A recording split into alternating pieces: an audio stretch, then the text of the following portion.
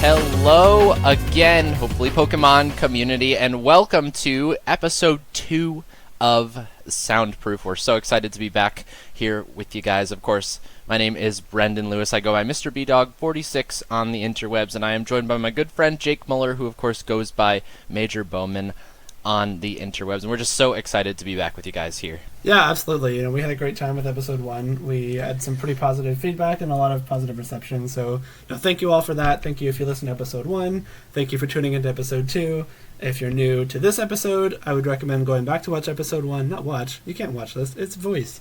Go back and listen to episode 1, because we did a little bit of an introduction and kind of what we want to do here with the Soundproof. But we're happy you're here regardless.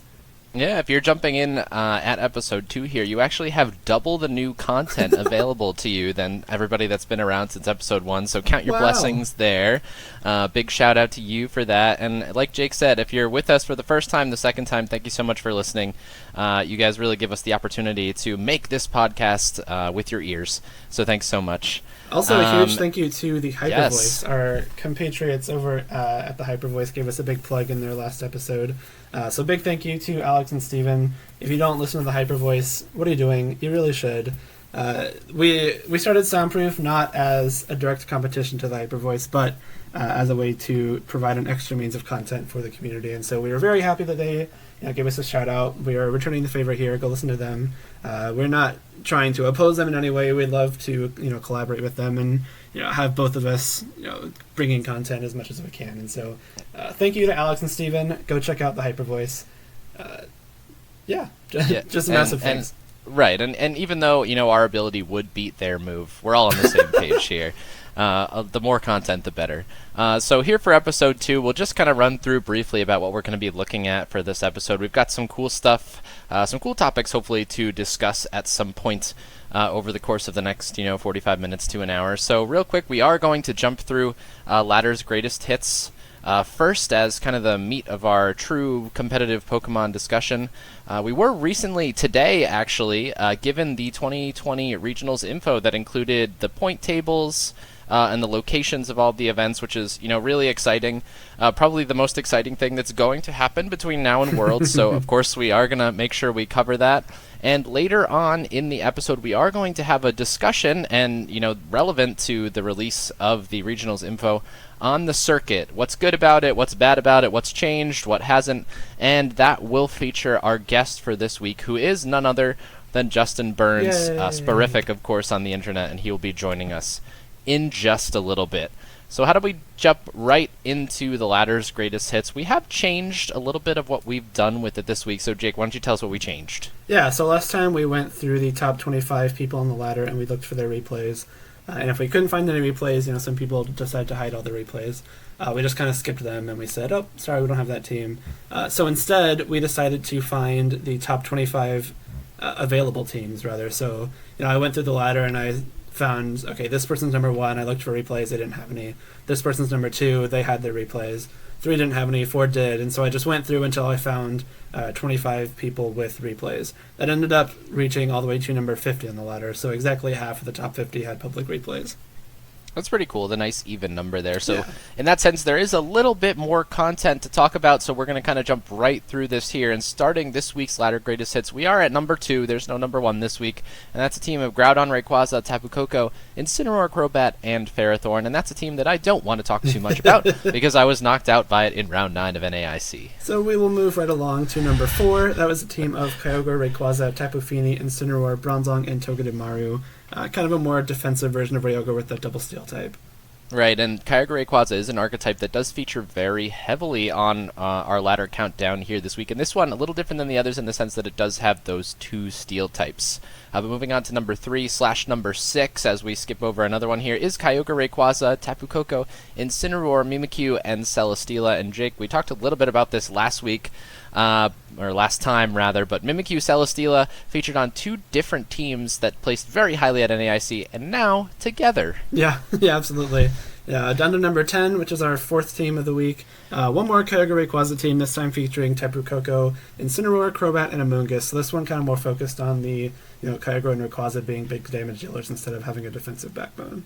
Right, and that Crobat, obviously the first Tailwind option that we've seen here, where the others have kind of opted for Trick Room as their potential option, and a Tailwind mode, something that's very near and dear to our hearts, that Kyogre Rayquaza team that we played a little bit earlier in the season, which is a lot of fun with the Choice Band.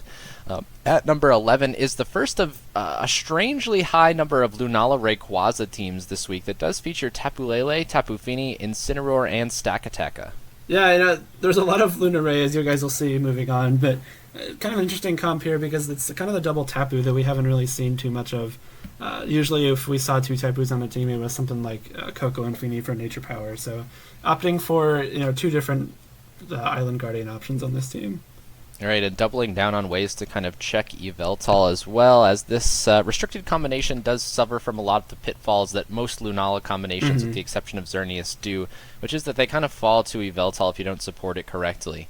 So we're going to jump down to number 12 here, which is our 6th team of the week. That is the only XY on the ladder from the top 50 that also features Gengar, Tapu Fini, Incineroar, and Landorus Therian, which is a core 4 there that you can slap next to just about any other 2 Pokemon. Yeah, interesting that this is pretty much the exact Zerndon team that people have been running Perish Song on, except with an Yveltal instead of the Xerneas. Sorry, an Yveltal instead of the Groudon. Right. Funnily enough, the very next team on the list is that exact team with the Groudon. So it's the Groudon, Xerneas, Gengar, Tapu Fini, and Incineroar, Landorus T. So 2 consecutive teams that almost the same. The Groudon decided to be a flying bird on one of them. It sure did, and it can do what it wants in that scenario. It turned itself into a better Pokemon. But anyway, at 16, the next team here is another Luna Rayquaza team that does feature Tapu Fini, Incineroar, Amoonguss, and Stakataka. And Jake, one of the things that's kind of jumping out to me in Dumpster Exodia is a word that means a lot to some people, and it was kind of popularized back in 2016 alongside X-Ray teams, where they were kind of using a lot of weird stuff to patch matchups, where you'd see, like, Gyarados, Scrafty, Volcarona, all these like kind of weird things, and that was kind of it manifested in Lunaray early in the season when it was kind of like a ladder hit within the first couple of weeks of 2019 Ultra Series. But all these teams are pretty standard partners. Yeah, so far they have been. I think we'll see a little bit later that some of the Lunaray teams branch out a bit, but before we get to them, we have another Kyogre Rayquaza team, this time featuring Tapu Koko, Incineroar, Tornadus, and Ferrothorn. And the first appearance of Tornadus here, which is kind of interesting that it is starting to make its way onto Kyogre teams, in the sense that it's like more traditional rain partner because of its reliance on Hurricane for offense, and it's kind of shifting away from that Groudon Xerneas team that was so popular onto Kyogre, which feels like a more natural fit almost. Yeah, I definitely agree. After that, we have probably the first of our Dumpster Exodia teams. It's another Lunala Rayquaza team, this time featuring Incineroar, Amoonguss, pretty normal. Then we got Mimikyu, which did just show up at NAIC, and then Serena, which we haven't really seen since Moon Series. So this is kind of an example of, maybe this team... Actually, no, I'm just thinking that Lunala was Kyogre for a second. I was going to say it could be Scarf Kyogre, but definitely not. It's a Lunala. And that does seem to be Serena's niche in Ultra Series right yeah. now. Probably the only team I've seen it on other than, our Ryoga team, but that was kind of a unique circumstance. All right, and on to 19 here is the only Necrozma Dusk main of the week alongside Kyogre, Salamence, Tapu Fini, Incineroar, and Togedemaru. And the one thing that this team says to me is maybe it's not Ultra Necrozma. It definitely looks like it would be more of a Trick Room variant, possibly like Solgallium instead of Ultra Necrozma. Especially because it's Tapu Fini, you usually see Tapu Lele with an Ultra Necrozma just for those like the Burns the Sky boosts. Right. And on to the next team here is, I believe, the first XL that shows up, and without Lucario, which is a nice fresh change of pace, that features Metagross, Tapu Koko, Incineroar, and Gastrodon. This is more of a XL that has a little bit of a defensive fallback. XL has a reputation for being crackhead, quote unquote, and this team certainly does not exemplify that. Xerneas Lunala, Metagross is more of a sturdy Pokemon. Koko is faster but a little bit more reliable as opposed to the Lele that usually falls in that team, and then Gastrodon kind of looks like a defensive option against Kyogre. It's interesting to see Gastrodon without having either Kyogre or Rayquaza next to it, because it can just be entirely walled by Groudon, which kind of takes away some of its niche. But on to the next team is our only Mewtwo of the week. Alongside Kyogre, Gengar, Tapu Lele, Incineroar, and Landorus Therian. Yeah, Mewtwo just kind of looks like standard like Mewtwo Lele Hyper offense. You got a Gengar in there, so it's probably not Mega Mewtwo, most likely carrying something like Life Orb or maybe a Z Crystal. Right, and Jake, the first thing this team says to me, and of course you probably are looking at it as well, is it is kind of Yveltal bait. Yeah. And I feel like you could just lead it and click Snarl, but I'm pretty sure that name is familiar to me in the sense that I think I ran into him on the ladder, and he was able to knock out Yveltal in like the first 2 turns or something like that. And I don't remember exactly how it happened, but I was like, oh, okay, I guess that's how he beats it. It's probably Blizzard Icy and Mewtwo. That's probably what it is. Yeah. Although, we probably take that. Yeah. On to the next team is another X-Ray, and probably the most unique one of the week. And those of you that were around during 2016 will probably remember this combination of Pokemon, but it is Kyogre, Rayquaza. Did I say X-Ray? You did. It's Rayogre.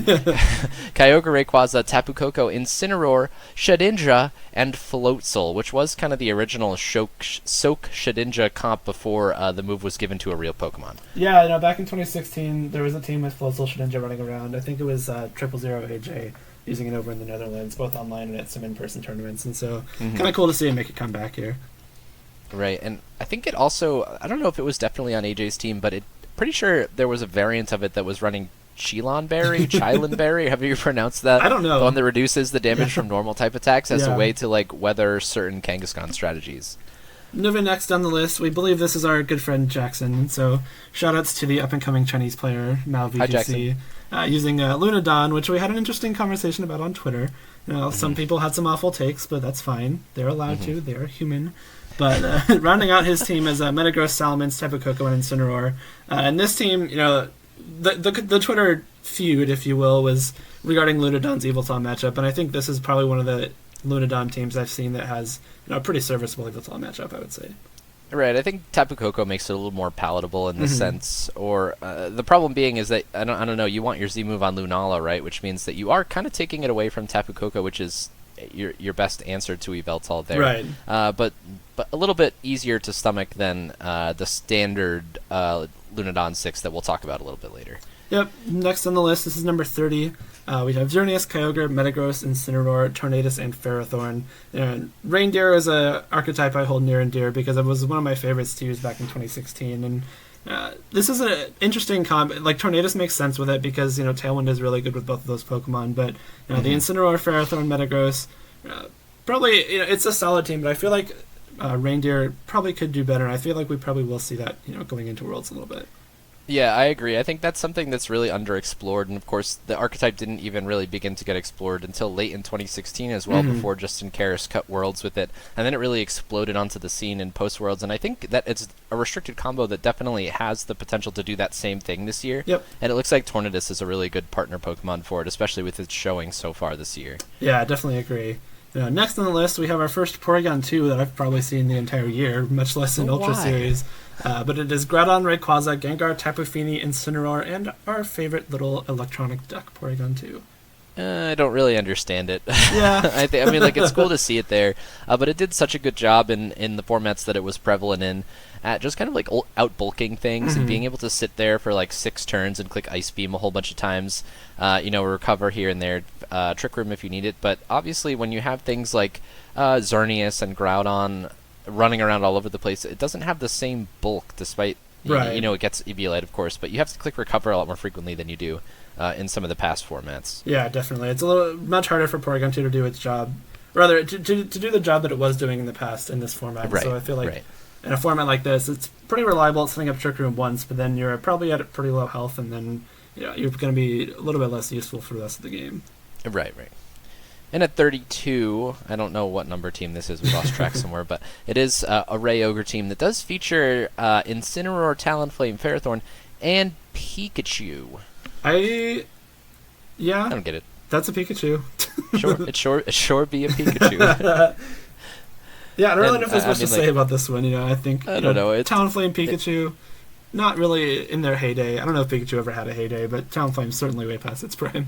Oh, Pikachu had a heyday. It got 5th at a regional somewhat recently, didn't it? 2017, yeah. Its heyday was literally one day. One weekend. One weekend.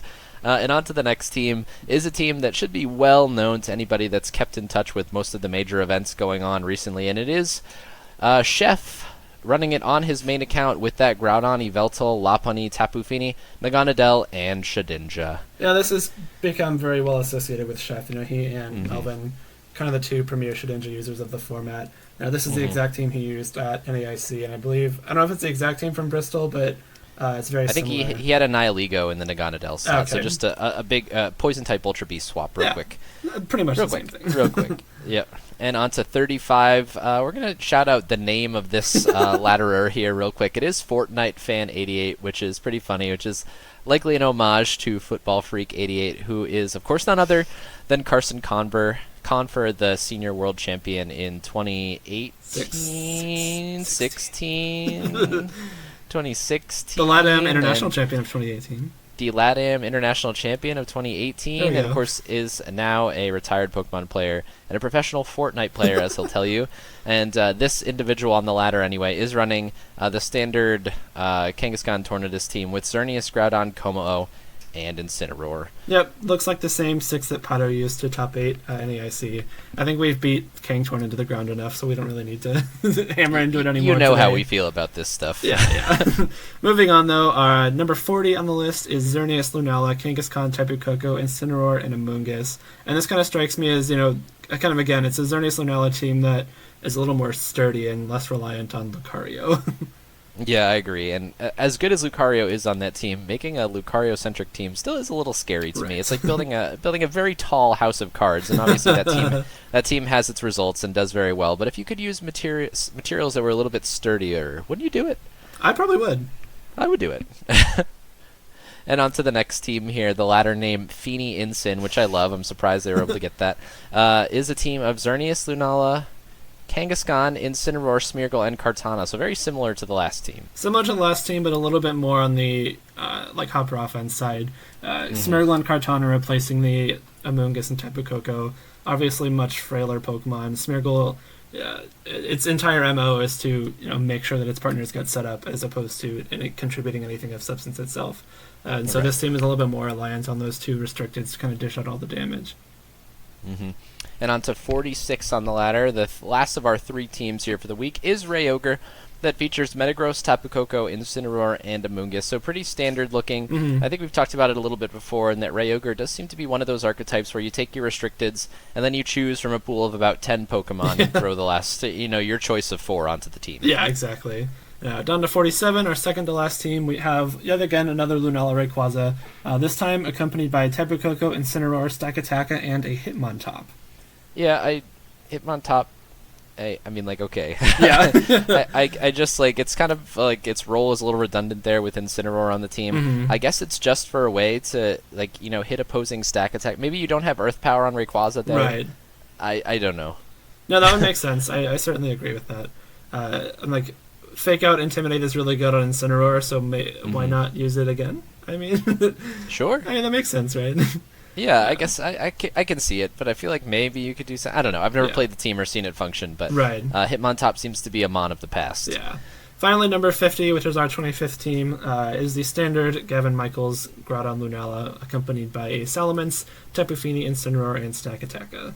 Right, and this is the team that we were kind of fighting people on Twitter. Not fighting. We were having a heated discussion about this team, and some individuals who will temporarily remain nameless think that this team could beat Yveltal with a at least neutral matchup, and I just don't see it. I don't either, if we're being honest.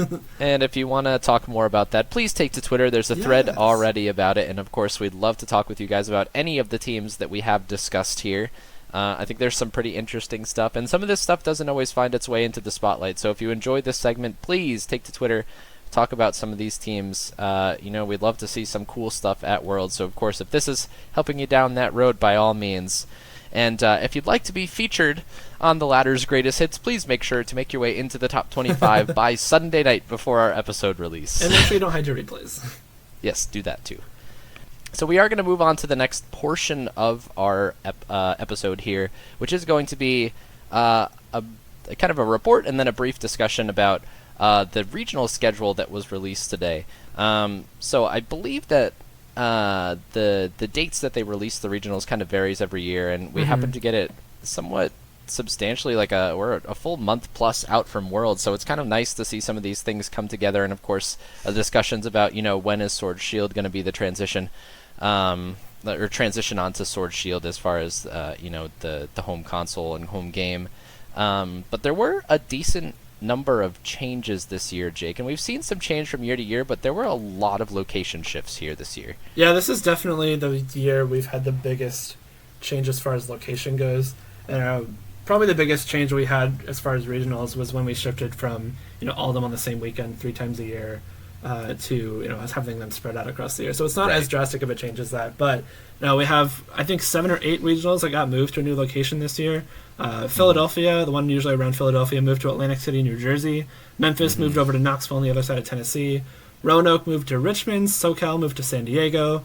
Toronto is still in Toronto, but it moved back to its 2017 location, which I believe is closer to the city. Hartford has moved to Albany. Madison has moved to Milwaukee. And Greensboro has moved back to its 2018 location in Charlotte. Right, so location-wise, a lot of them are, within 100 miles of each other.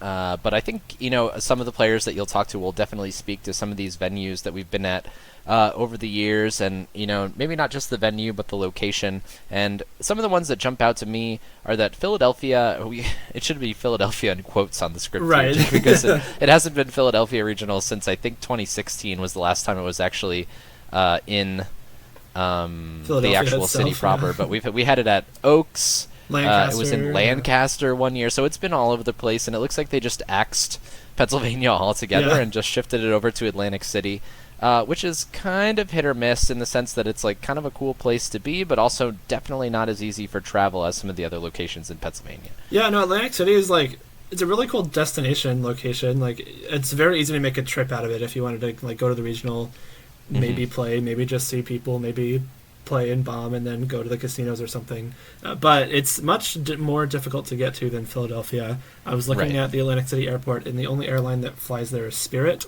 So if you don't want to fly Spirit, or if you don't have access to Spirit or anything like that, I think that the furthest west that you can get to Atlantic City on Spirit is Dallas. And so it's much more difficult for the West Coast to get there. Yeah, that's a tough one. It's it'll be great, but that's one that I'm going to drive to. Right.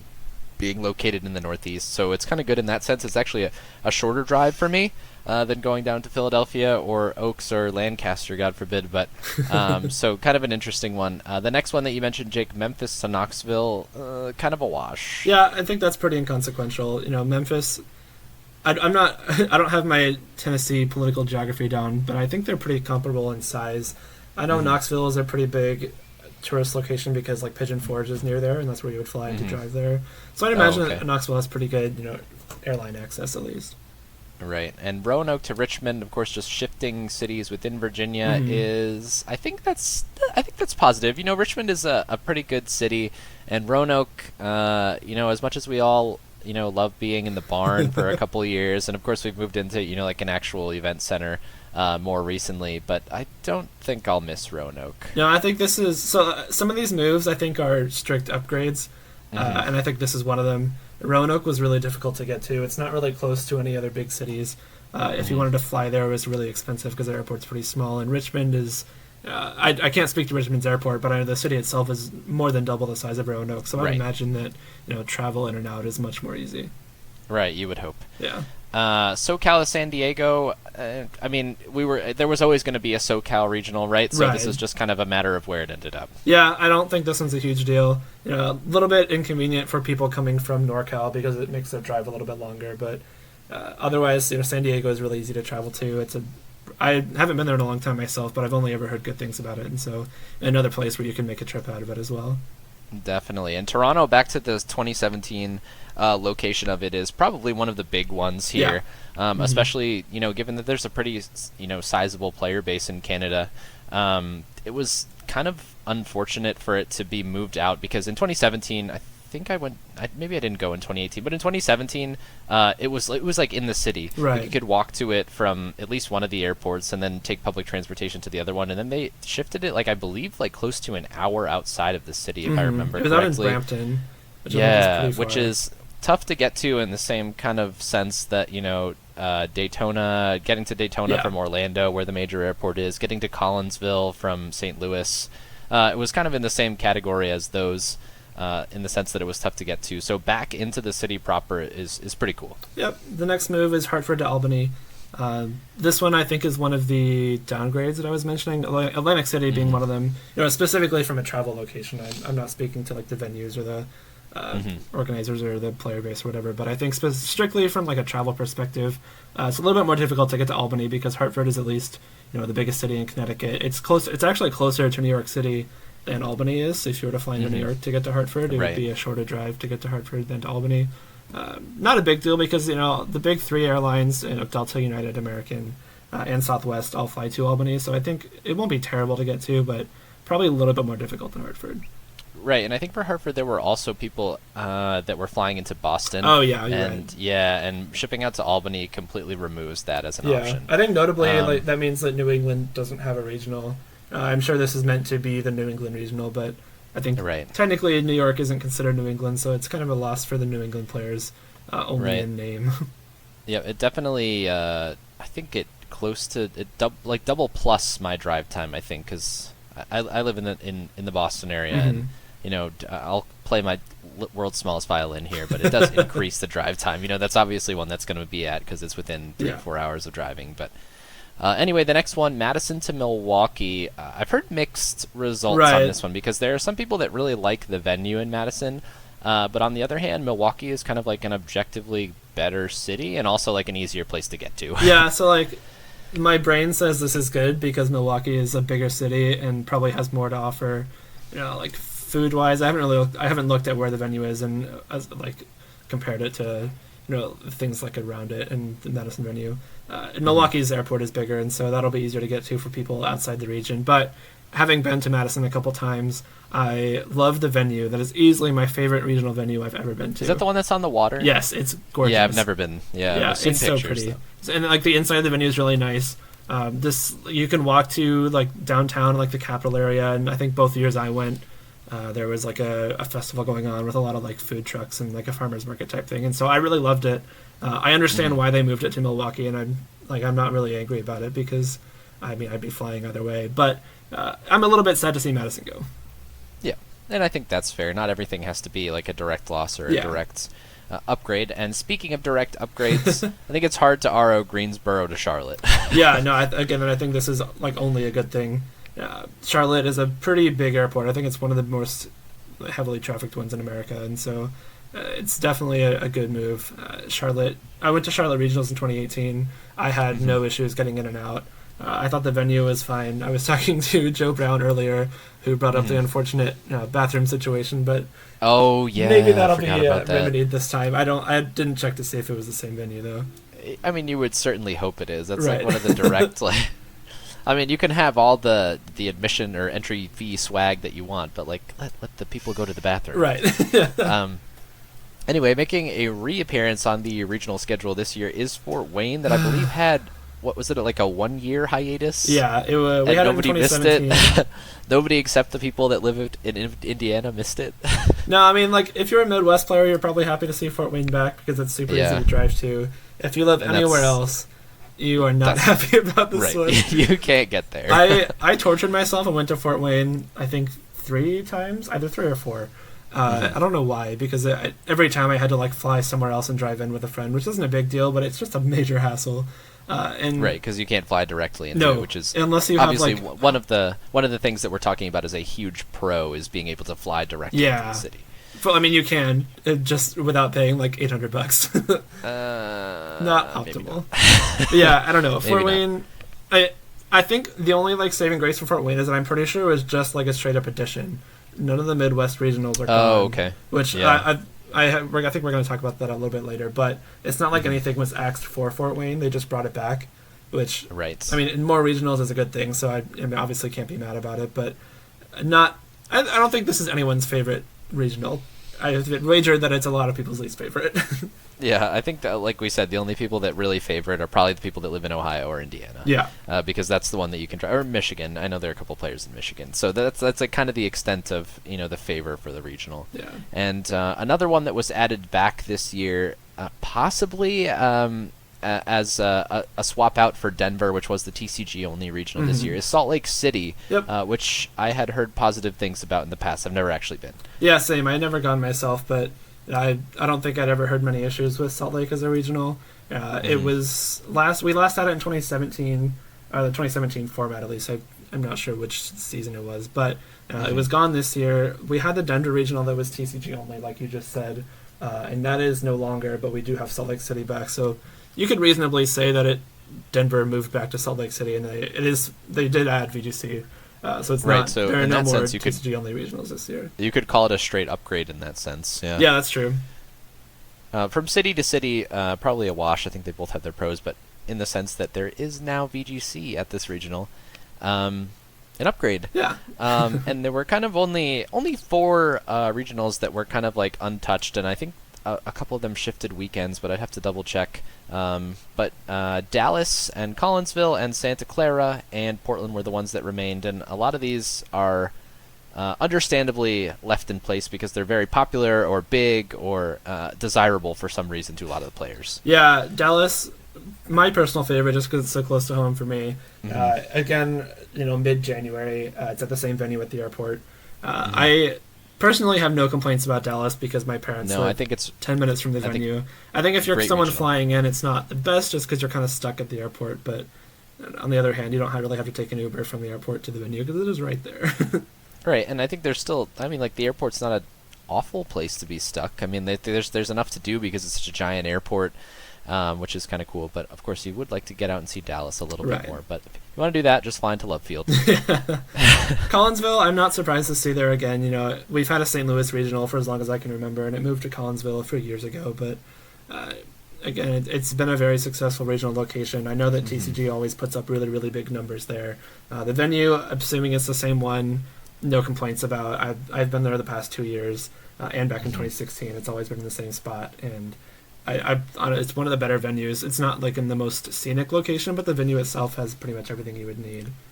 Isn't Collinsville one of the towns that has like the world's largest something or other? There are so many of those in Illinois. I have family in Central Illinois. Ketchup bottle or something like that. And I was driving when I was driving back to Dallas from Pennsylvania, and we pit stopped in this random town in Illinois, and they had like the world's largest wind chime and knitting needles and mailbox and all this crazy stuff. And so I think that's just kind of a Midwest thing. I was right. It is world's largest ketchup bottle. Okay, good. I'm glad I remembered that. That's cool. World's largest ketchup bottle, Collinsville. And the next one is Santa Clara, which I believe was introduced last year. I think it was new as of 2018, and they kept it. Yeah, there's always been a NorCal regional. I think it's jumped around a little bit. It's been in San Jose before. Yes, yeah. It was definitely in Santa Clara this past year, though, and again, not one that I've heard bad things about. Kind of similar to Portland. Neither of us have been to either of those, so we don't really have much first-hand experience. But both of those spots, the Bay Area where Santa Clara is and Portland are both great places to be, and I never had a reason to assume that they would be leaving. Right, and Portland, kind of important, one of the more important ones geographically. In the one that it's really like the only thing that's accessible by non-flying transportation to the Pacific Northwest and to Western Canada. Yeah, poor Vancouver and Seattle. Yep. Kind of inexplicably just gone. They were both around in 2017, and then 2018 came around, and all they had was Portland. And so, a bit unfortunate for the PNW players, like you said, but Portland's still alive and kicking, unlike my favorite location.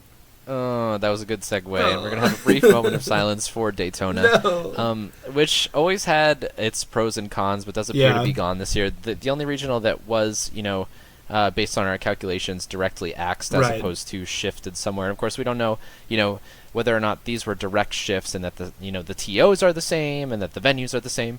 But Florida is the one that appears to be gone. And Jake and I had a really fun time at Daytona this past year. And it's really cool because, you're out on I think it's technically an island, right? You have to, and you can, it's a barrier island. You're like a half mile from the beach on both sides of the venue. If that. Which is super cool.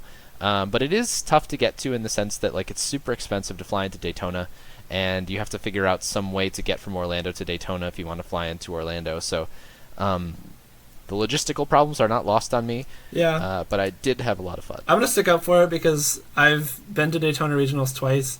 The first time I flew to Daytona itself, Daytona Beach has an airport, and Delta flies there, and I got tickets for under $300 from Oklahoma City, which is an accomplishment no matter where you're flying. But I understand that, sometimes if you can't happen to find those fares and flying to Daytona itself is too expensive, then you do have to get there from Orlando. It's about an hour and a half drive, so it's not terrible, but it's the same kind of issue as Atlantic City, where you have to fly to somewhere and then drive a significant distance. That was easily my favorite regional experience of any regional I've ever been to. We flew in a day early, went to Disney for a day, went to the tournament, did some pretty good commentary, if I do say so myself, and then we got to have fun at the beach and just hang out in Florida. And I'm from Florida, for those who don't know, and so it was really fun for me to be back home. And I'm really sad to see it go. Yeah, pour one out for Florida. So yeah, that wraps up basically all of the North America VGC regionals, and we can take a brief run through some of the stuff that's been announced for Europe so far. They have, I believe, 2 regionals that have been announced so far in Sheffield and Cologne, and I know they had Sheffield, but is Cologne new? I don't think so. I mean, there's always been a German regional, and I'm pretty sure it's been. Oh well, there was before. Berlin. There was Berlin and AIC last year, right? Oh, that's true. Yeah. Or that's NAIC, EUIC. Same thing. No, but I think Germany having a regional is nothing new. I know it's bounced around between cities, but I think it's been in Cologne before. I'm not entirely sure, but it's definitely not possible. A new thing for Germany. Right, and then they did get the 4 special events, and all of those names look super familiar in the sense that they had all of them within the last year, or at least in the past. Those being Valencia, I'm going to butcher this because I don't speak European. Lille? It's Lille. It's France. So, it's France. Yeah. Okay, France special event, Cannes, and Bolzano. Yeah, so, I believe all 4 of these existed last year as well. Yeah, I know for a fact. I definitely know they all existed at some point. I just don't remember whether or not it was definitely last year. Valencia's is cool because it's at DreamHack Valencia. Oh, that's right. Yeah. Yeah, and when I was in Europe for a few months, I went to the Leipzig. It was called the regional. It was essentially a special event. But I went to the Leipzig DreamHack regional, and that was a super cool experience. Even though it was all in German and I understood none of it, I still got to walk around the DreamHack. Yeah, those events are awesome. It was really really cool. That at yeah. some point. So I would definitely recommend hitting up Valencia if you're within striking distance. Yeah, that's super cool. DreamHack, those events are neat. I've never actually been to one, but I see, the videos and everything. Yeah. Anyway, for APAC, they do have 9 special events, which sounds par for the course without knowing exactly how many they had last year, but that sounds I want to talk about one of them real quick. There's one in Melbourne, Australia, and it's being held at Rod Laver Arena, which is the main arena for the Australian Open tennis tournament. Whoa. Which I am an avid tennis player and follower, so I'm really, really excited about that, and I wish I could go. So if you live in Australia and you can go to that special event, please go and send me pictures because I'm super, super jealous. That does sound really cool. It's fun, and I know everybody around here talks about that one time that they had a regional at Gillette Stadium, so that's pretty neat in that sense. Latin America has 35 special events this year, Jake. Yeah, you heard him right. He did say 35 special events. 35. One less than 36, one more than 34. I think, I don't know, that it seems crazy. TPCI is not sleeping on LATAM. No, absolutely not. And I think it kind of makes sense because I think that LATAM has an issue with locals. I think a lot of LATAM countries have issues, sanctioning locals, and I've heard stories about TOs holding locals hostage in some scenarios, and so obviously we don't know the full story there. But I also know that travel between LATAM countries is much more difficult than travel within the U.S., for example. And so say you're a player in Chile, it's probably much more difficult for you to travel to Brazil to get to a regional than it is for us to travel from Texas to New York, something like that. It makes sense. It makes sense, assuming that people stay within their respective countries. I think that's a fine number. Once you but get it's still a wild number to absolutely. Yeah. just to think about. Right. In contrast, we do have South Africa. Which has South Africa Nationals is back, everyone, and it's a special event this time. It does have 2 of them, but one of them is TCG only, so just one VGC special event down in South Africa. South Africa Nationals is one of my favorite teams. It's so good. That just has stood the test of time. But anyway, that is a lengthy summary of all the information that we were given today, which is the 16th. That's the day that we're recording. Yep. If you want a brief look into what we do here on weeknight evenings. Weeknights. That was redundant. But yeah, it's always possible that there's still some sort of ongoing discussions. I believe we've had large events added late or moved in the past. Even on the website, entirely, on the release thing under the bottom, it says more events maybe at a later time, and so right, and that could be negotiations. Maybe they're trying to nail down a TO to run it. Mm-hmm. So any number of the logistical stuff that goes on behind the scenes of launching the big events. Don't mind me. I'll just be making a sacrifice to the gods that be in order to bring Florida back. Please don't look in my closet for a few weeks because there'll be a lot of shady stuff going on. I support it. I support anything that brings back Daytona. Yeah. So anyway, go ahead. No, I was just gonna say, just like a quick recap. There is actually one more regional this year in total, 2 more for VGC.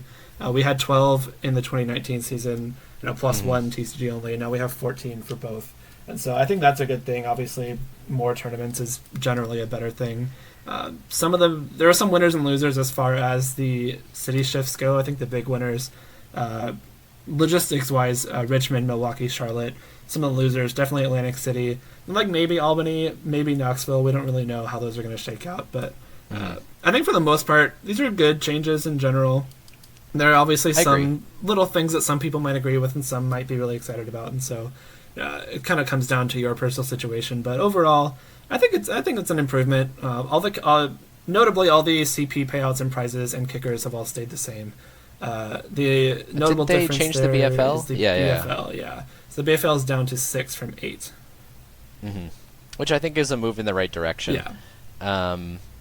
Especially with like the increase in number of regionals, I think you have to find a way to rein in people just kind of like farming them. Yeah, exactly. Or like snowballing and things of that nature. So I think it's positive. I think lowering the BFL and increasing the total number of regionals is probably like as close to like a positive change. Removing closing your eyes and not looking at the cities, that's a positive change for the circuit. Yeah, as far as I'm concerned.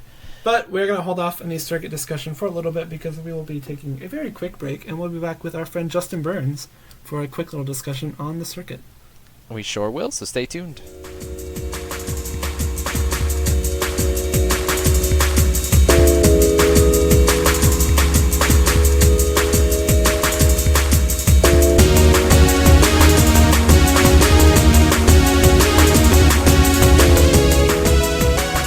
Hey everyone, Editor Jake here with a couple quick disclaimers. First, I am very happy to report that we were wrong about Florida Regionals. We have found out since the time of recording that first segment that it is in fact back in Daytona Beach this year.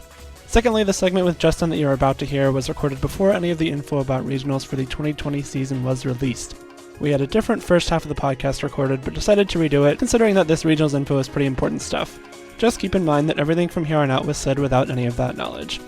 Alright, that's it for me. Back to the show. And welcome back from our probably 10-second hiatus after Jake edits the whole thing out. Thanks for sticking with us. We are here now with Justin Burns, who of course goes by Sporific in all Pokemon-related online forums. Justin, thanks for joining us. Hey guys, thanks for having me on here.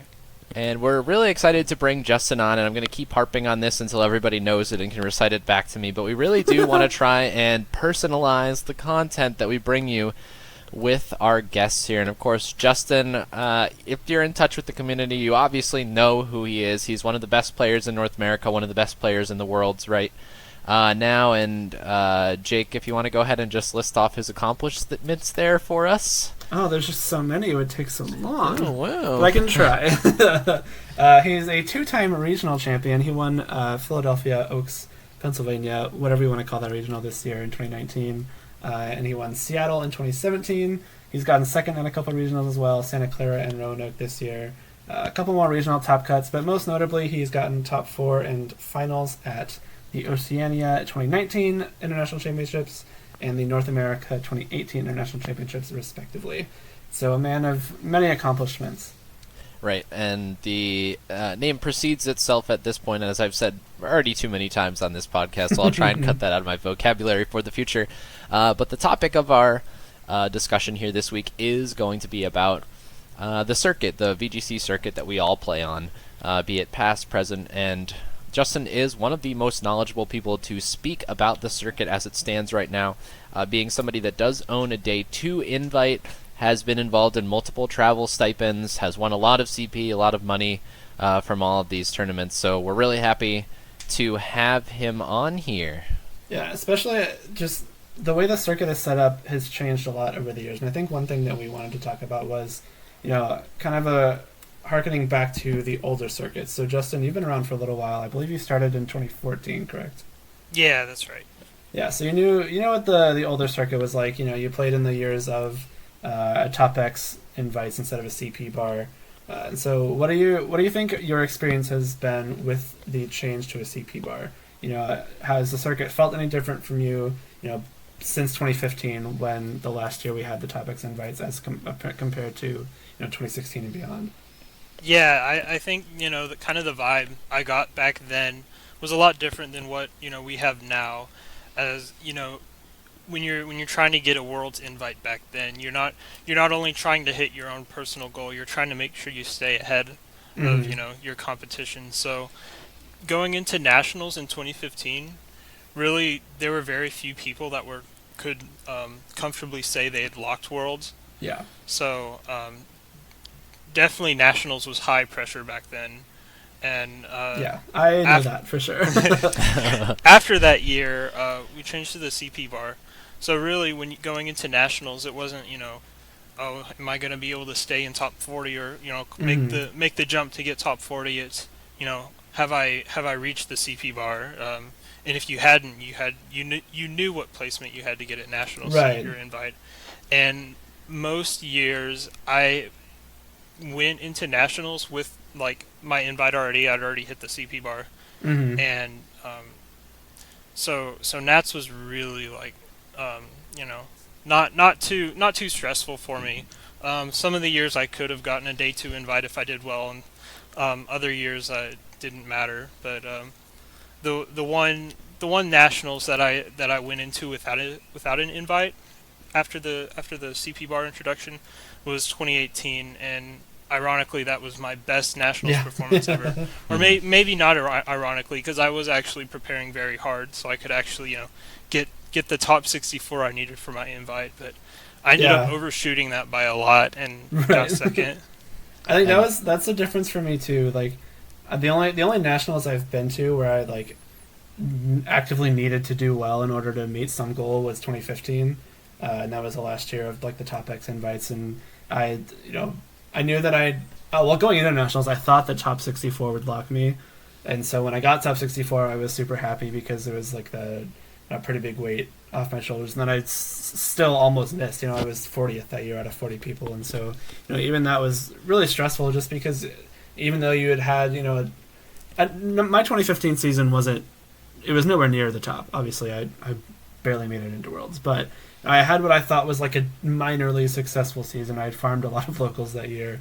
I had some okay regionals. I think nothing better than top 16. Yeah, but even then, I had to do well in nationals, and it was really stressful, and it really wasn't the best experience socially, or I didn't enjoy it as much as I could have. Whereas every year since then, there have been 4 nationals since then. I've had a Worlds invite going into 2 of them with zero chance of making day 2. So then it would those years were just to have fun and to try to meet it a personal tournament goal. And then 17 and 19, I had no invite and no chance of getting one, and no huge desire to get one. And so those were pretty much solely, again, just have fun, maybe meet a fun personal goal. And I think the year that I had the least amount of stress on me, and the one that I went into the most prepared for out of those 4 was definitely 2018, and that's when I had my best result. And so I think the lack of stress and the lack of an inherent need to meet a certain threshold it was way better for me personally, just because I knew that I could go in with some kind of personal goal that didn't involve beating out a certain number of people. All right. We talked a little bit about Top X. Obviously, was around for a little while before we eventually transitioned into a CP bar. It's kind of interesting in the sense that the Top X to make Worlds has kind of morphed itself into the day 2 race at this point. Mm-hmm.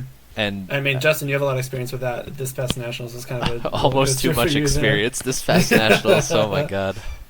Oh yeah. This nationals was very stressful for me, as I needed to get any amount of championship points to lock day 2 Worlds, and I ended up getting 65th, which is the highest placement without getting CP.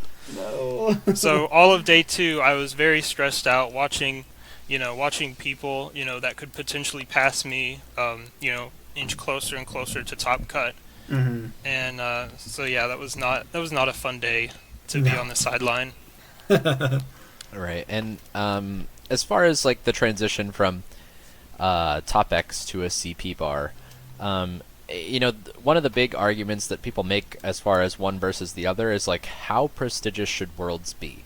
Mm-hmm.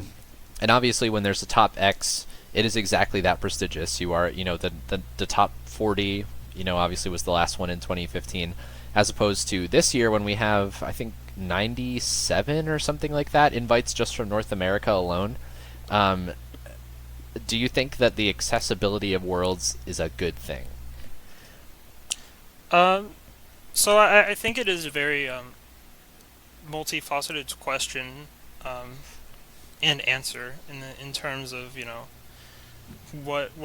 how should we be approaching the idea of Day One Worlds. Mm-hmm. And really, if you give out too many invites, it becomes very, very long and grueling. Like in 2016, if you remember, we had to split into two flights of players on day one, and I believe both of those flights are bigger than any pool of day ones we've had, except I think for 2018. Wow. So 2016, it was 8 rounds of Swiss, and I actually started 0-2. So I was playing, maybe the people that were, kind of barely scraped into Worlds, and it was pretty tough. Some of the rounds were a little easy, some of them weren't, and I managed to run the table, and it was quite the experience. Yeah, I bet. And the other big Worlds that people don't like in terms of qualification was 2017, where the CP bar was really high. It was I believe 500, Yeah. and a lot of people didn't like that. And I think maybe the idea of a prestigious Worlds, of a Worlds that's hard to qualify for, sounds good in theory, but I think we still had some problems with the distribution of events. Mm-hmm. And so you had maybe some players that you feel like should have gotten an invite didn't qualify, and maybe some players that aren't as good as those players did end up qualifying. So I don't think it's unfair necessarily to have a high CP bar, but I think we do maybe need a compromise like in 2018 or this year of CP bar of 400, where most players that are good enough are gonna make Worlds, and there's only a few exceptions between this year and last year that I feel like maybe these players should have made Worlds. Mm-hmm. So that was one of the things we wanted to hit on too. Is you mentioned the different values of the CP bars. This is the 4th year, we're going on 5 now, presumably, that we've had a bar for the qualification method, and we've had 3 different values of it. It was 350 the first year in 2016. We had so many people qualify, I think their kind of knee-jerk reaction did up to 500. Realized that might have been a little too much, dropped it down to 400, and that's where it stayed for this year. Do you have any opinion on what might be the best option? I know you just touched on it a little bit, but do you think 350 is too low, 500 is too high, 400 is just right, or do you think it could be moved? Yeah, I think if we had like an ideal circuit, then I'd probably prefer something closer to 500. Mm-hmm. The harsh reality is that we don't have an ideal circuit, in my opinion. Right. So I do think you need to have a lower CP bar to, kind of balance that out and make sure we've got almost everyone that should be qualifying that year is qualifying, and if other people make Worlds, that's fine too. They get to enjoy the experience. Mm-hmm. And day one is probably going to be kind of longer than it maybe should be, just because of that. But I think that's kind of the sacrifice you have to make. Yeah, I guess it's a balance between, do you want some people that in theory should qualify to miss, or do you want some people that in theory shouldn't qualify to make it? And obviously that's very subjective. We're not out here trying to say that some people don't deserve the world's invites, but like in theory, you have to draw a line somewhere. And if you have to miss some people on either side of that line, which do you want to minimize? Yeah, I think you just need to let more people into worlds to make sure that people don't miss that shouldn't be missing. All right, I think I agree with that. And Justin, one of the things that you mentioned is that obviously event distribution plays pretty heavily into the people that qualify and don't qualify for Worlds, and one of the big pieces of that is locals, right? And over the course of, I guess, the CP era, we'll call it, we went from having local events that were very highly valued, where CP or PCs were 50 to win at some point, 50 and was MSS was like 40. 80 or 100 or something ridiculous like that. Where do you think, like, assuming that you can't actually balance where events are held, where do you think the sweet spot for balancing them from a CP perspective is? I think what we have right now is fine. I think the best finish limit's a little too high. I think we can get into that later. But right now, I think PCs give out a good amount of CP. I think there was 1 year where PCs were basically, worthless pretty much. It would only gave out like 20 for a win. But it's back up to 30 now, and I think 30 is a good spot to put it, given how the other championship point values have kind of inflated a bit since 2015. Yeah, that's a good point. I think that PCs, they're important to the scene because I think having locals is a really, really good thing. But I think you have to strike some kind of balance because not every region has locals. I know we both live in areas where locals are few and far between, but Brendan lives somewhere where there's locals pretty often. And so, not that that's a bad thing, because certain regions having more events than others isn't anyone's fault, but it is a little bit of an issue when it becomes PCs every other weekend somewhere, and like maybe one a year in other places. Yeah, and that was kind of another problem with 2015 in particular. Since it was top 40 for day one, PCs gave you a huge advantage. If you didn't have PCs, it was really hard to make Worlds because the people you were competing against had maybe 1 or 2 or even 5 PC wins on their resume. No, I'll tell you right now that PCs are definitely the reason I made Worlds in 2015, because I was living in Alabama. Me too. And I definitely farmed the PCs in like the Florida Panhandle, where like I met the people there and they're really cool, and there were some of them that were really good, but like no one else would recognize their names because they're, for whatever reason, they haven't been able to travel, or they hadn't like made it through the regional cut glass ceiling yet or something like that. And so it's not like the competition was bad, but there just weren't many people there, and it wasn't super difficult for me to get points from them just because I had the free time. I was in college like my first couple of years, and so I wasn't busy. What was I doing? I had a Saturday and a Sunday to throw away sometimes, and so I totally farmed them. And then it comes down to how much disposable income you have, which is a fun game to play. That as well. That's another issue entirely. Very true. But we're not going to talk about how much money is in my bank account right now. So let's talk a little bit about where we are as far as like the current circuit. So Justin, obviously you're, we'll say, a high roller on the current circuit. You've been in play for a lot of like the rewards that are given to top 4 or top 8 of people in a certain time bracket, and you're in the day 2 for this year.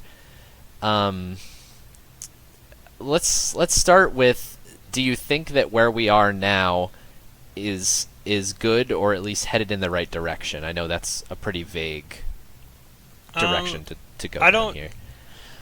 So that's kind of hard to answer, just because if you want to get like really relative, we are kind of headed in the right direction, because I think 2017 or 2018 was kind of rock bottom in terms of how badly you could rack up an advantage on the rest of the field, and the process we affectionately refer to as the snowball.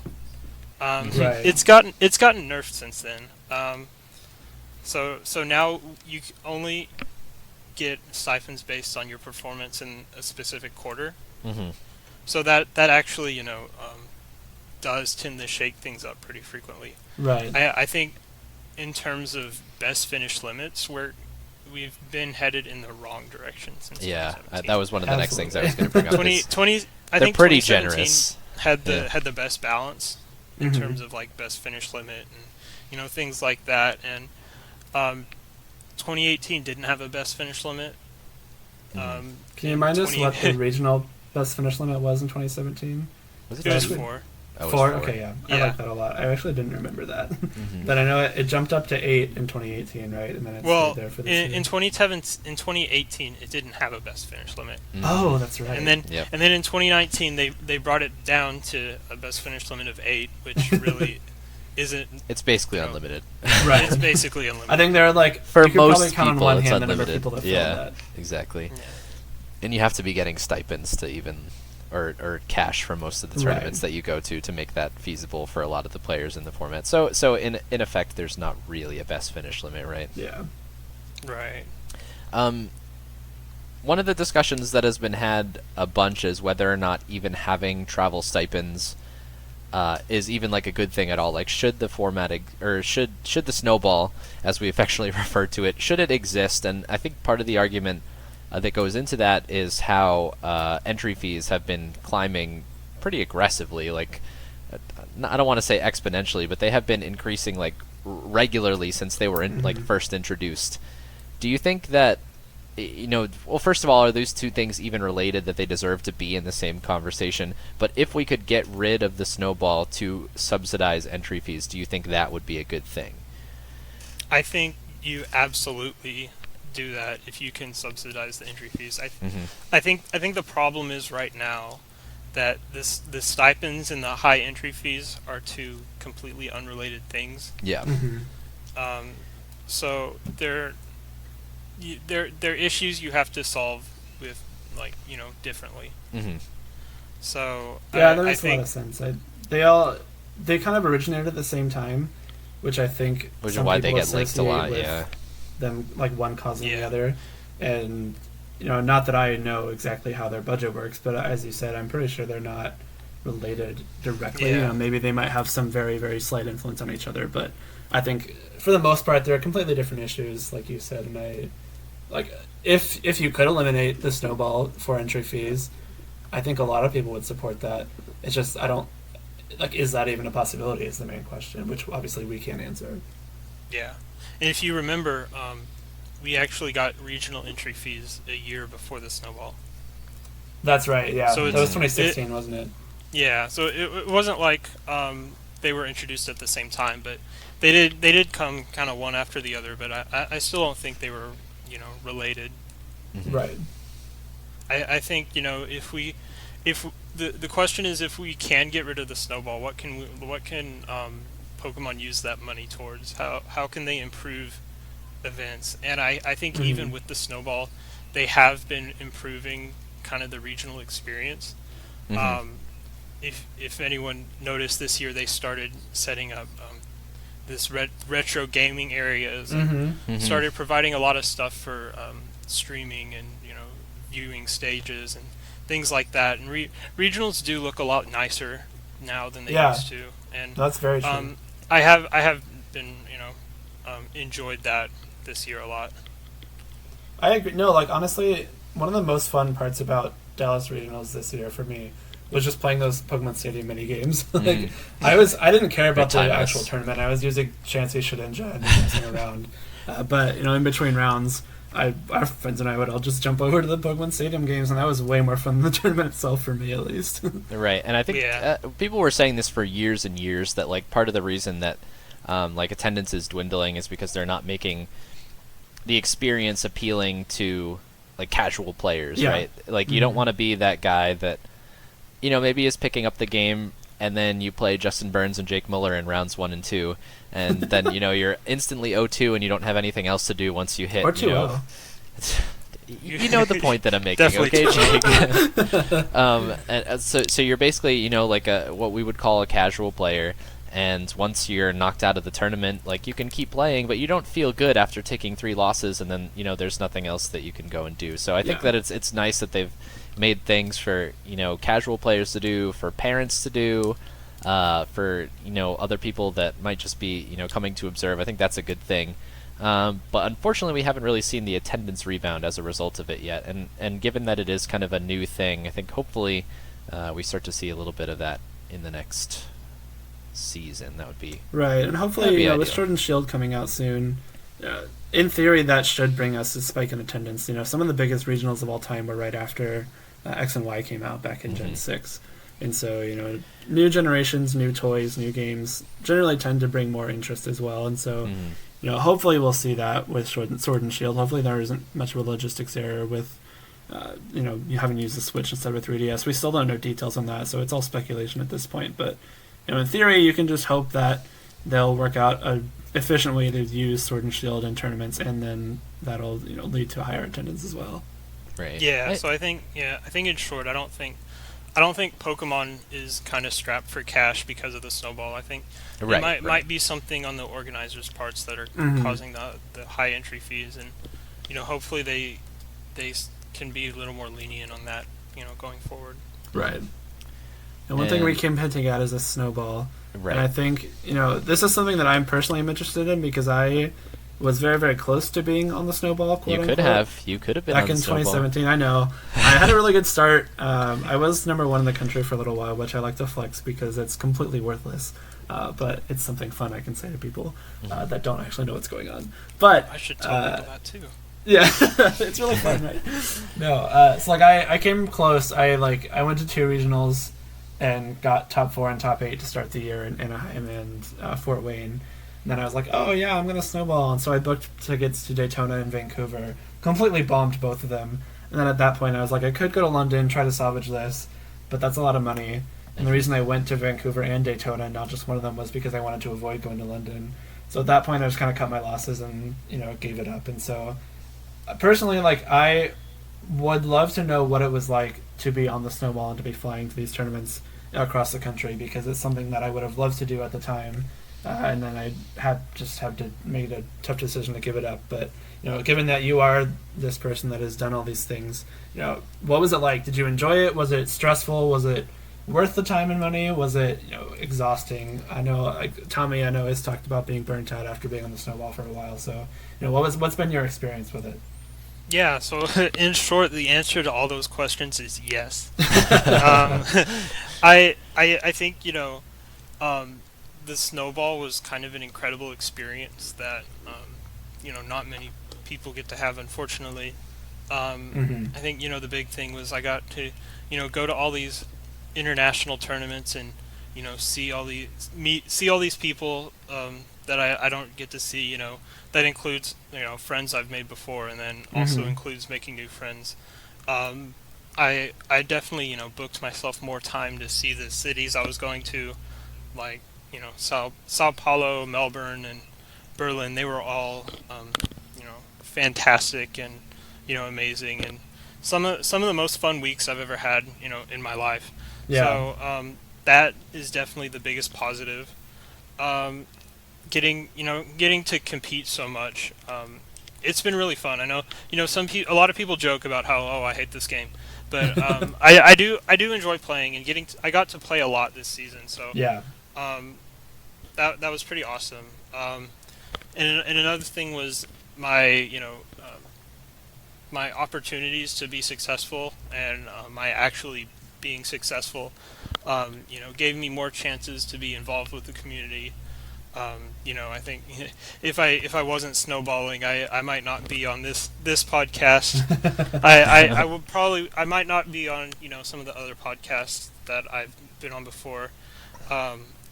I also got to help write an article for Pokemon.com leading up to NAIC. I probably wouldn't be doing that if I wasn't on the Snowball. So it definitely has let me do a lot more for the community, and get to maybe let people get to know who I am and what I think about the metagame and all these other aspects that we have to deal with as VGC players. That's really cool. Yeah, that's a good point. I didn't really think about it. The interacting with the community more thing. That's really neat that you brought that up, because I feel like that's an underrated part of. I'm not going to say like being popular, but like being a name that people recognize is that you get to like talk to more people, or more people like even at tournaments like, oh my god, are you Major Bowman? Like it's called having clout, Jake. Sure. I didn't want to say it. I didn't want to flex on everyone, but since you did, no. But I think honestly that's like one of the best parts of this, game and circuit and community and everything, is that you just get to like hang out and talk to a lot of people that you wouldn't otherwise meet. And so being on the Snowball, you get to not only like go see friends that you have met that live in Europe, but you also get to meet new people. Like you said, you get to do these cool things like guest star on a podcast or write for Pokemon.com, which is really cool. I would love to do that. That's a super cool experience that I'm really happy for you and everyone else that got to do it. Yeah, that's cool content. Super cool. Yeah, I really wouldn't have thought of that point on my own, so I'm really glad that you brought that up. But there's obviously a downside to it too, which I think you were getting to before we jumped in and interrupted you. Yeah, it definitely was really stressful. There were, some points of the season where I felt awful, kind of thinking about it, having to deal with it. Like Brazil, when I whiffed points by, losing my last 2 rounds of the tournament and nearly falling off the Snowball. And then also at NIIC whiffing points and nearly falling out of the day 2 race. Those were really stressful and pretty unhealthy for me to have to deal with. For putting myself through that.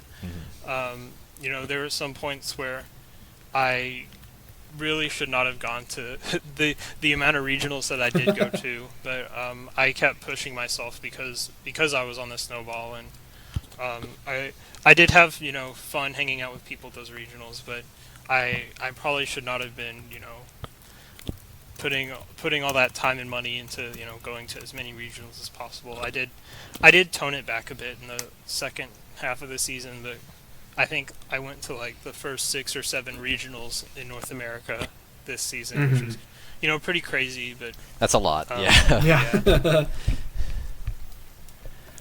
All right. Well, we have one final question.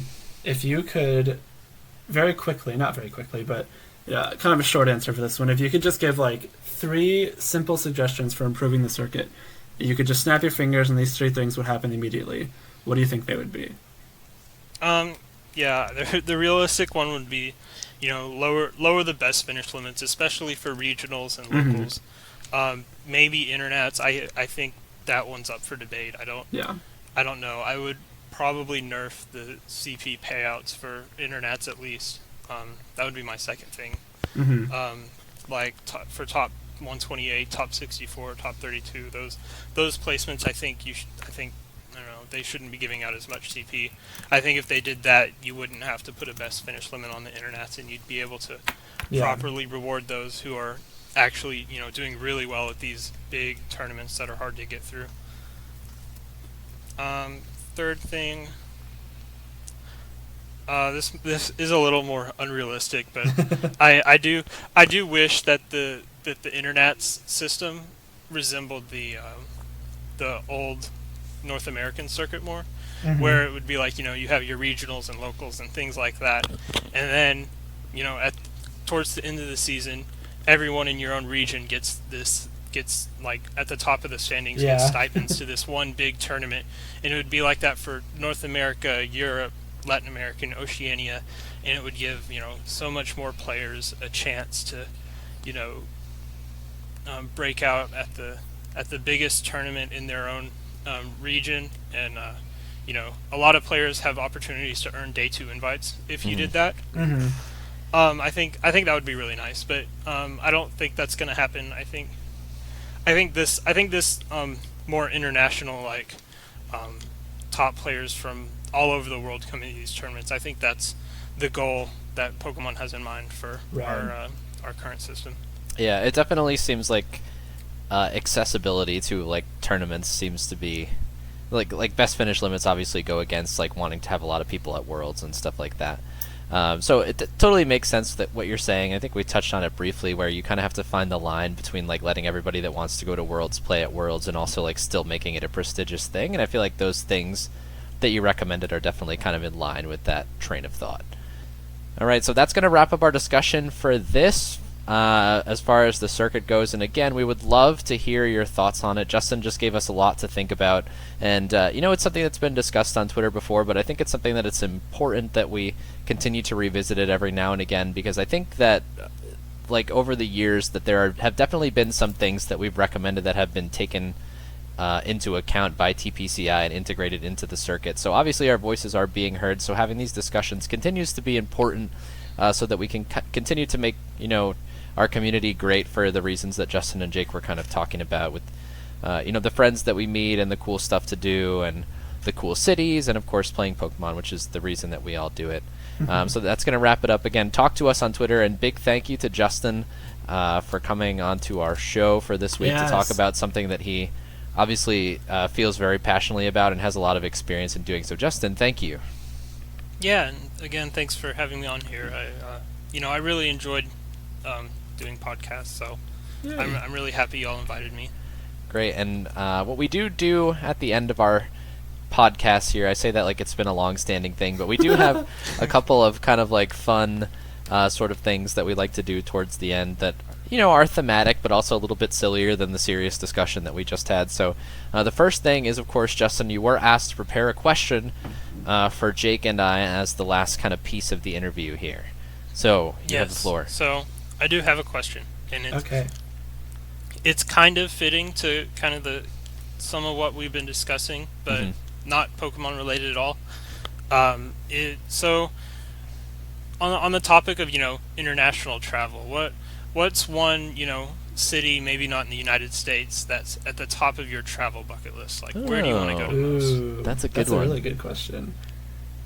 So I'll go first. I spent a semester in Europe, so I did a bunch of traveling there.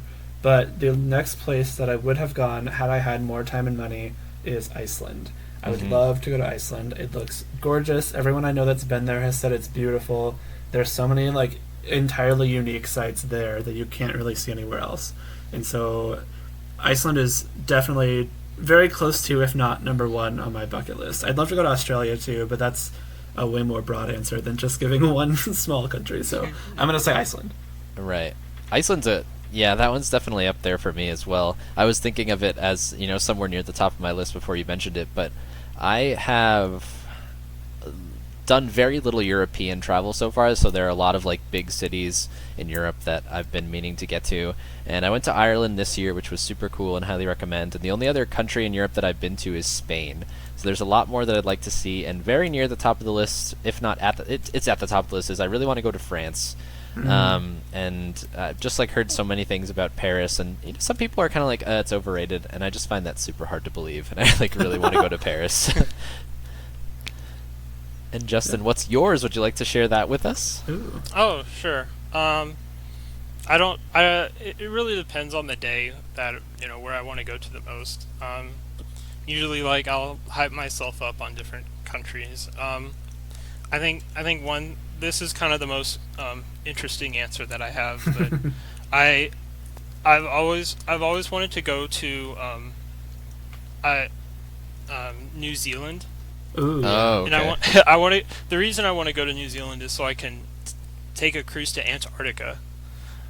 I think I've been to 5 continents. I haven't been to Africa. I'd like to go to Africa someday.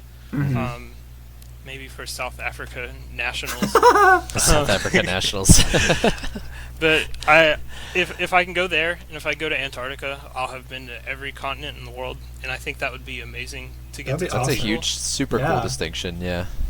My other answer is obviously somewhere in Africa, and also Japan. Japan's a good. That's top 5 for me right now as well. Yeah, definitely Japan. I think we're all Pokemon players. Pokemon was made in Japan. There's some draw for sure.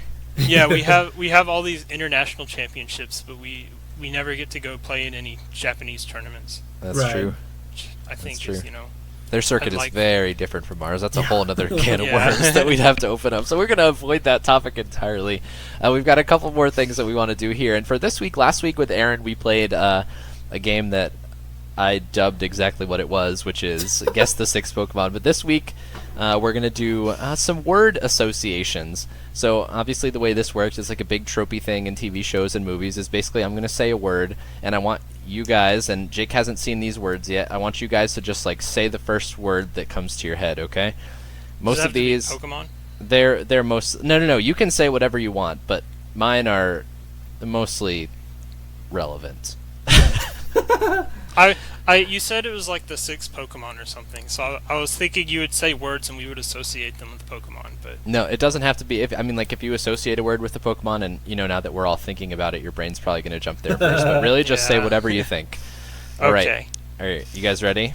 Yes. Yeah. All right, the first word, Crobat. Tailwind. That's too long. You That's gotta be one quicker. word. No. I'm saying like you guys took a long time. Justin, what did you come up with? Oh. Dead weight. Dead weight. Nice. That's the one I was looking for. All right, good. Crobat, dead weight, and Tailwind. Tailwind is up there too. And that's the good words. Okay. Yeah, you tailwind and you're dead weight. Yep, there you Exactly. go. That's what happens. Okay. Next one, Snowball. Ice. Oh, that's stupid. Money. Oh, you Definitely said me. Oh, money. I thought you said me. No. I said money. That too, but So Okay. one of the servers I work on at work is called Snowball, so that was my first step, but I didn't want to say like Oh. work because Well- that's boring. Well, then you're not. Now- So you now said I- now I'm ice thinking instead. I panicked. Okay. All right, the next one. Ready? Major Bowman. Amazing. amazing. I was Aw. Amazing. Oh wow, that's you guys are on the same page. Metagross. Okay. That's a good one too. Oh, Metagross, good ones. Yeah. Sub Metagross. Okay. Ally switch. No. No. No. Stop. my Why? first my first regional I top cut in 2014. I lost to Ally Switch Gardevoir. Oh my God! In 2014, that's like Yeah. before the meme, Yeah. before anybody knew it was a move. Yeah. All right, the next one. We'll do just a couple more. Yeah. Best commentator. Me. Mr. B Dog. Ah, yes. No. You can come back. You can come back. You're allowed on the show again. Good. This is Destroyed. good. Okay. I think All right. Jackson would agree with you. My biggest fan. All right, next one. Twitter. Ugh. Yikes. Justin, we've been on the same page for most of these. All right. Let's do 2 more. All right. Tapu Lele. Best Tapu. Terrible. Okay, you guys are not on the same page for that one. That was very divergent. Okay, and last one. GS Cup. No. And then back We to were the definitely same on page. the same page There for we that one. go. That seems to be a prevailing sentiment. That's good. Yeah. All right, so that was fun. That was good. I like that. Okay, we're gonna bring that one back. That was good, especially That if we was say fun, best yeah. commentator, and our guest is always gonna say Brendan. I don't like that. I think that's I part of don't the like rule. that I'm gonna one. institute Because that that just as a makes rule. me look like an ass. It's like, oh, me. Well, you could That just say was- Brendan then too. We can I have would a like to. consensus I would like to about clarify this. that was irony. Okay, Jake. Nobody dragged me. Okay. Okay, Okay, Justin. We have one final question for you. I need you to rank these 4 events based on how much you enjoyed them. Are you ready? Okay. They are NAIC 2018, Collinsville 2017, Roanoke 2019, and Santa Clara 2019. Ooh. Oh. That's rude. No, these are random events that I knew you attended. I pulled them from a hat. This is completely random. You did not get second on all 4 of them. That is not what I just did to you. Oh. Oh, now he's not gonna come back, and I'm I not gonna know. get compliments anymore. I ruined it. I'm establishing our reputation for bullying our guests early on, just so no one's surprised when we do it down the road. Yeah. Well, I did go to a Korean barbecue for the first time in Santa Clara 2019. Ooh. Oh, okay. That's- I stayed in a really big Airbnb with a lot of fun people, so That was probably the most fun event. Okay. Um, Any opinions on the other three, or we just gonna shrug off my terrible? We'll just leave. question? We'll just leave Feel Santa free. Clara. Santa Feel Clara free. is number one, and the rest are also second place finishes. And you Okay. can fade into the also, I heard that team that I used at Santa Clara was pretty good. Yeah, Oh, you know, I did I hear wondered that was Shout about out to that. whoever. Shout out to whoever did that. We the three of us kind of built it separately, and then we realized oh, we're all using the same stuff. Let's. Oh, I collaborate. didn't build it separately. I just took it. Okay, me and Justin built it, and then Brendan You- leached you- off of us again. You definitely saw my Kyogre Serena or Serena with like Ray Ogre idea in the Monsters Yeah. chat though. Mhm. Yeah, no, definitely, yeah. Yeah. And that's what I started with. So mostly Justin, a little bit me, and then Brendan was also there. Yeah, I was there. I brought the same 6 to Berlin, but the sets were kind of not as great. But Cool team though. So that is going to wrap it up for episode 2 of Soundproof here. Again, a big thank you to Justin. I feel like we had some pretty great discussions. It was always nice to have him on. So Justin, thanks so much for coming on with us. Is there anything that you want to say to our listeners or to us before we sign off here? I hate GS Cup. That's all. Please You don't, heard it. please don't You Your heard bring it, this guys. rule association set is back ever over, again. Justin. Please don't bring this rule set back ever. Justin hates GS Cup. That's it. It'll be back in 3 years. Don't you worry. No. Oh, boy.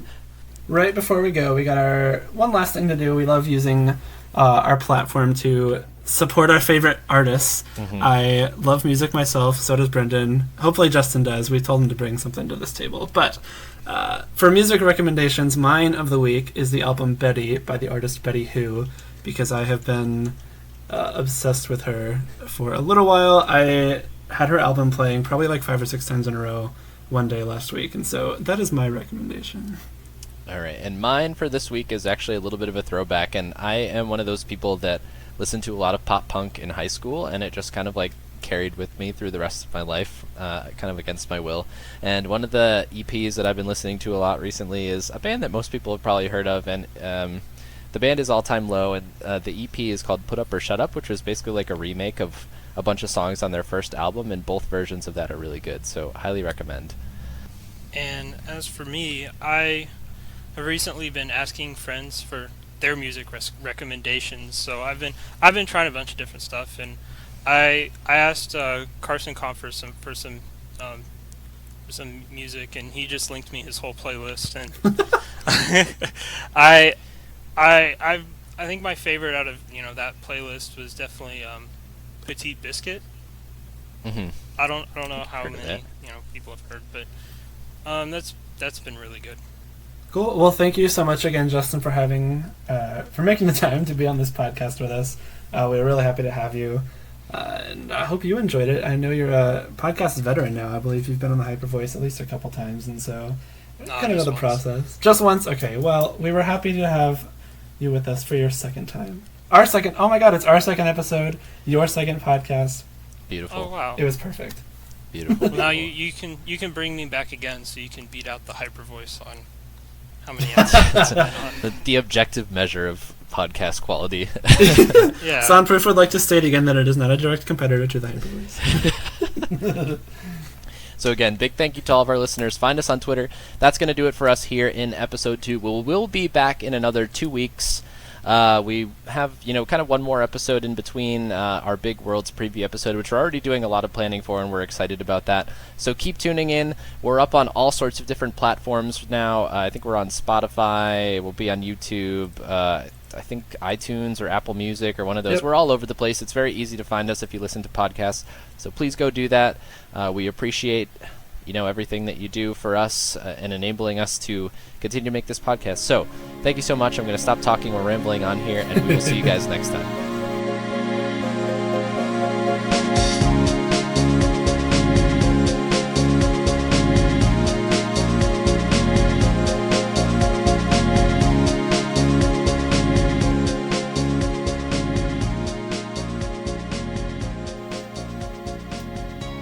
But thank you guys again so much for coming to episode 2 of Soundproof. Jake and I are continually excited to bring this to you every 2 weeks. We talk about it all week. It's like one of those things that we're really excited to just continually be thinking of ideas for. And again, thank you so much for listening and giving us the opportunity to continue to bring you this content. Yeah, the honeymoon phase has not worn off yet. Both of us are still Oh, it sure hasn't. super excited to be, planning, writing scripts, recording, talking about the next episode, and all that. And so thank you guys for tuning in. If you came back from week 1, thanks for the repeat listen. If you're new with us, thanks for tuning in. I hope you stick around. If you want to interact with us on Twitter, the Twitter is @SoundproofCast. That is where we will be announcing, info about episodes. We'll obviously be tweeting when episodes go live. So we might be asking you questions that we'll discuss on certain episodes in the future. So definitely stick around and follow us on Twitter to get the most accurate info. And of course, you can find us on many different podcast media, probably any of the podcast places that you use to get yours. So please check that out. We're probably there. And thanks again so much for listening to our podcast, and hopefully we'll see you in 2 weeks. Bye.